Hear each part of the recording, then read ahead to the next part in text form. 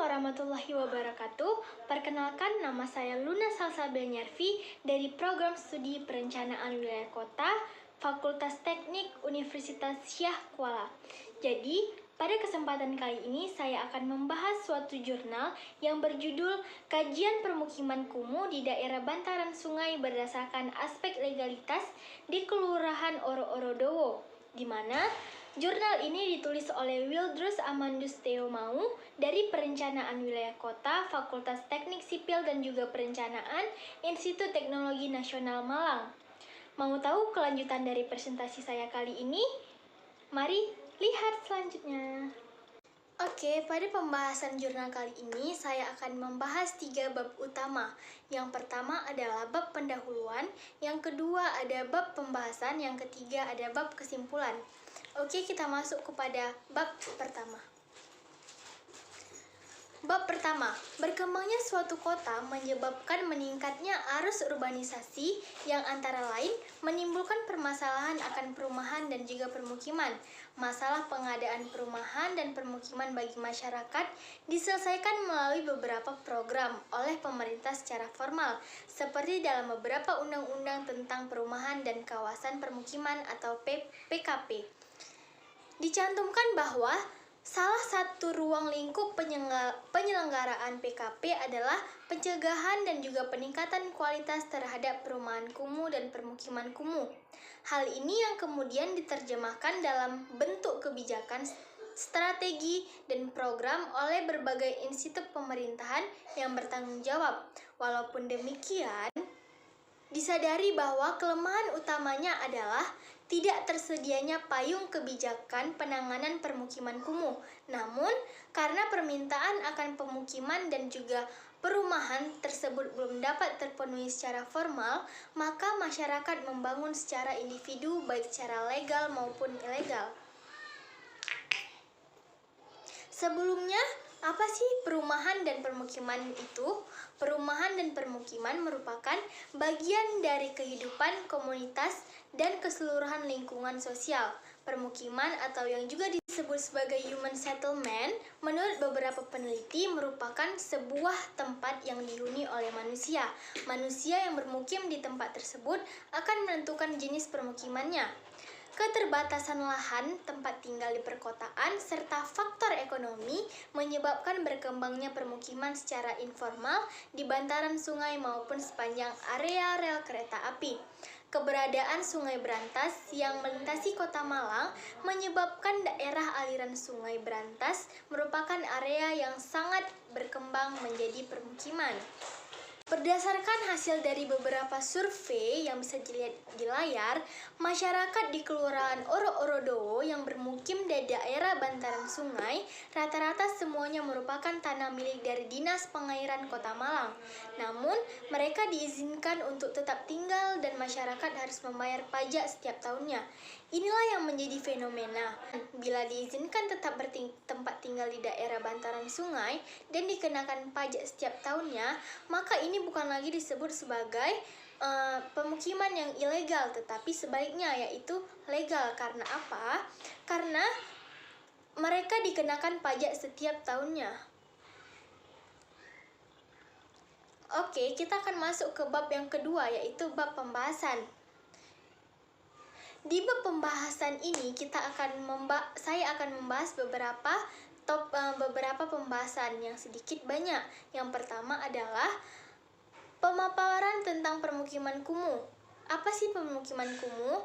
Permukiman kumuh dapat diartikan sebagai suatu lingkungan permukiman yang telah mengalami penurunan kualitas atau memburuk baik atau fisik, sosial, ekonomi maupun sosial budaya yang tidak mungkin dicapai kehidupan yang layak bagi penghuninya.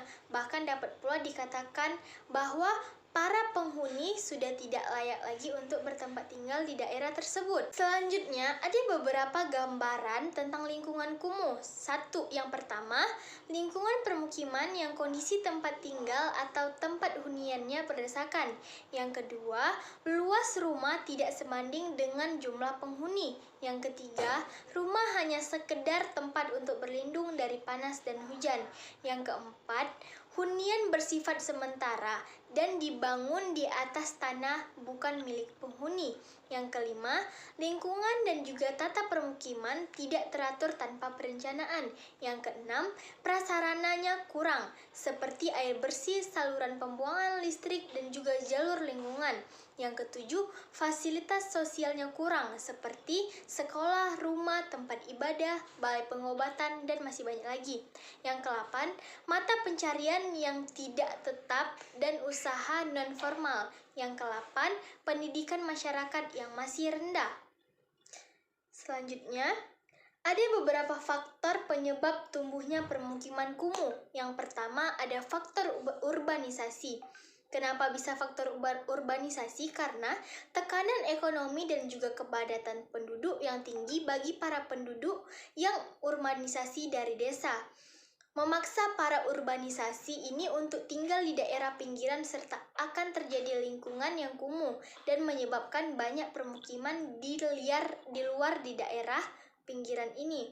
Yang kedua, ada faktor lahan permukiman. Lahan di daerah perkotaan semakin hari semakin luasnya bertambah, dan semakin luasnya bertambah, penduduk juga akan semakin bertambah. Akibatnya pertumbuhan penduduk yang melonjak drastis dari tahun ke tahun menyebabkan lahannya kurang. Yang ketiga, ada faktor prasarana dan juga sarana. Kondisi sarana dan prasarana daerah di permukiman tidak memenuhi standar dan tidak memadai, sehingga menyebabkan permukiman tersebut bisa menjadi kumuh. Yang keempat, ada faktor sosial dan ekonomi.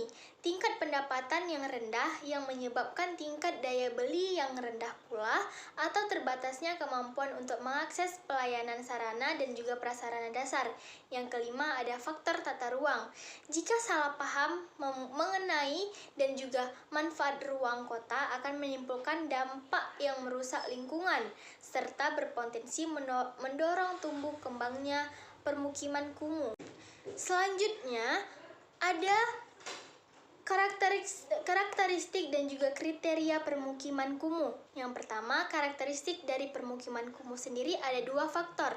Yang pertama, faktor rumah yang semi permanen dan juga non permanen, di mana tata letak tidak teratur, status bangunan pada umumnya tidak memiliki surat izin mendirikan bangunan, kepadatan bangunan dan juga penduduk yang tinggi, kondisi bangunan yang tidak layak huni dan jarak antara bangunan yang rapat, kurangnya kesehatan lingkungan permukiman. Yang kedua, ada faktor prasarana, di mana di dalamnya terdapat jalan, drainase, air bersih, air limbah, dan juga persampahan. Yang kedua yaitu kriteria perkembangan permukiman kumuh. Ada beberapa gejalanya.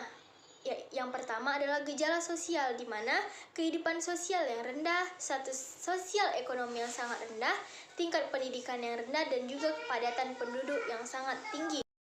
Yang kedua ada gejala fisik, di mana kondisi bangunan rata-rata di bawah standar minimum. Umumnya suatu kampung dengan bangunan non-permanen dan juga semi-permanen telah mencapai umur 10 tahun. Kepadatan bangunan yang tinggi, sangat minimumnya ruang terbuka dan juga jarak antara satu bangunan dengan bangunan lain. Kondisi sarana fisik yang di bawah standar minimum. Daerah yang sangat dipenuhi oleh banjir, keadaan daerah memerlukan pengaturan dari segi tata guna lahan. Selanjutnya ada karakteristik fisik tempat tinggal dan juga sosial ekonomi masyarakat permukiman kumuh, di mana terbatasnya dana dalam penataan dan juga pengelolaan kota menghadapi masalah kependudukan tersebut. Di atas juga telah menyebabkan fasilitas perumahan dan juga permukiman menjadi terbatas dan mahal pembiayaannya. Selanjutnya ada karakteristik fisik tempat tinggal. Yang pertama ada kepadatan bangunan, yang kedua ada jarak antar bangunan, yang ketiga ada kualitas antar bangunan, di mana masing-masing memiliki karakteristik sendiri antara satu bangunan dan juga bangunan lainnya. Selanjutnya ada karakteristik sosial ekonomi masyarakat permukiman kumuh, di mana 8 dari 10 orang yang bertempat tinggal di permukiman kumuh bekerja pada sektor informal, domisili migran, kuli bangunan, sebagai pemulung, pedagang kaki lima, dan juga pekerja kasar. Itu yang saya sebutkan 6 tadi merupakan sebagian besar dari penduduk atau juga penghuni dari permukiman kumuh. Selanjutnya adalah aspek legalitas kawasan. Yang masalah utama dari legalitas kawasan ini adalah masalah utama squatter, di mana squatter adalah kejelasan status atas hak tanah. Yang kedua, mahalnya proses untuk membuat hak itu membuat sebagian kaum kurang mampu terpaksa masuk dan tinggal di squatter. Johan Silas, seorang pakar dalam bidang arsitektur dan juga permukiman kumuh, menjelaskan bahwa kriteria pokok untuk menentukan permukiman kumuh adalah bila berada di lokasi yang ilegal dengan keadaan fisiknya yang substandar, penghasilan penghuni amat rendah atau kurang mampu, serta tak dapat dilayani berbagai fasilitas kota dan tidak diinginkan kehadirannya oleh publik kecuali yang berkepentingan. Selanjutnya ada legalitas kepemilikan tanah, di mana bukti kepemilikan yang terkuat adalah sertifikat tanah. Namun itu tidaklah mutlak, artinya sebuah sertifikat dianggap sah dan benar selama tidak terdapat tuntutan pihak lain untuk membatalkan sertifikat tersebut. Ketidakmutlakan itu untuk menjamin asas keadilan dan kebenaran. Oleh karenanya, ada 4 hal atau 4 prinsip yang wajib dipenuhi dalam penerbitan sertifikat hak dan juga tanah. Ada beberapa hal yang wajib dipenuhi dalam penerbitan sertifikat hak dan juga hak atas tanah. Ada 4 yang wajib dipenuhi. Yang pertama adalah status hukumnya, yang kedua adalah identitas kepemilikannya, yang ketiga adalah luas objeknya, yang keempat adalah prosedur penerbitannya.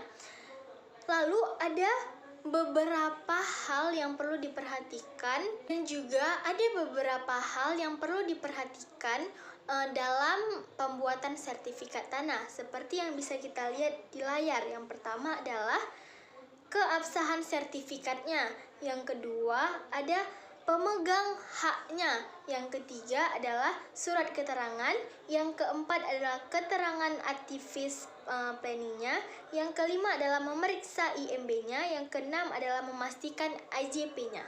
Selanjutnya ada legalitas bangunan, di mana dalam Undang-Undang Nomor 25 Tahun 2002 telah diatur tentang bangunan gedung. Untuk mendirikan bangunan di Indonesia diwajibkan untuk memiliki izin mendirikan bangunan atau yang disingkat dengan IMB, yang tercantum datanya bangunan secara detail. Apa sih tujuan dari IMB tersebut? Ada yang tahu? Tujuan dari IMB atau izin mendirikan bangunan adalah untuk meningkatkan pelayanan publik yang prima.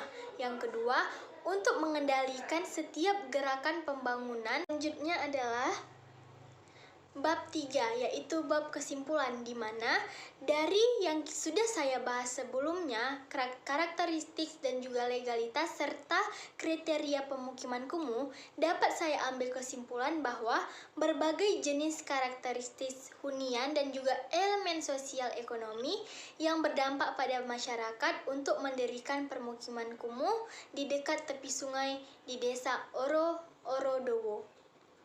Sekian dari hasil presentasi saya kali ini yang membahas tentang kajian permukiman kumuh di daerah bantaran sungai berdasarkan aspek legalitas di Kelurahan Orodowo.